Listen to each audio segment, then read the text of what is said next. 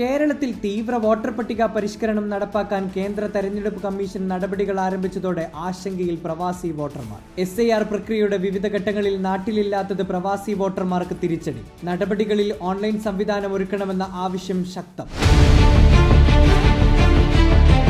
Booth level ഓഫീസർമാർ വോട്ടർമാരുടെ വീടുകളിലെത്തി രേഖകളും ഫോറങ്ങളും പരിശോധിച്ച് വോട്ടർമാരെ ഉറപ്പുവരുത്തുന്ന സമഗ്രമായ പുനരവലോകന പ്രക്രിയയാണ് SIR. തുടർന്ന് നിയമസഭാ മണ്ഡലത്തിൽ നിയോഗിച്ചിട്ടുള്ള ഇലക്ടറൽ രജിസ്ട്രേഷൻ ഓഫീസർ കരട് വോട്ടർ പട്ടിക തയ്യാറാക്കും.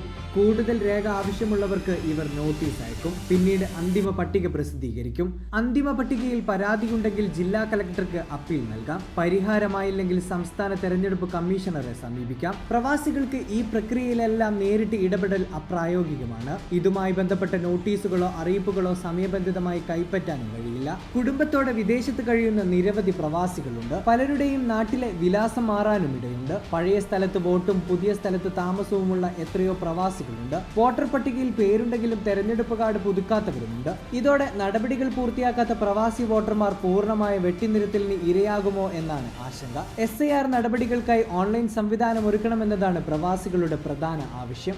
നാട്ടിലില്ലാത്ത പ്രവാസികൾക്ക് ഇതുവഴി രേഖകൾ സമർപ്പിക്കാനാകും. അറിയിപ്പുകളും മറ്റും അതത് സമയത്ത് കൈമാറുക, പരാതികൾ പരിഹരിക്കുന്നതിന് ഓൺലൈൻ സംവിധാനം ഒരുക്കുക തുടങ്ങിയ ആവശ്യങ്ങളും പ്രവാസികൾ മുന്നോട്ട് വെക്കുന്നു.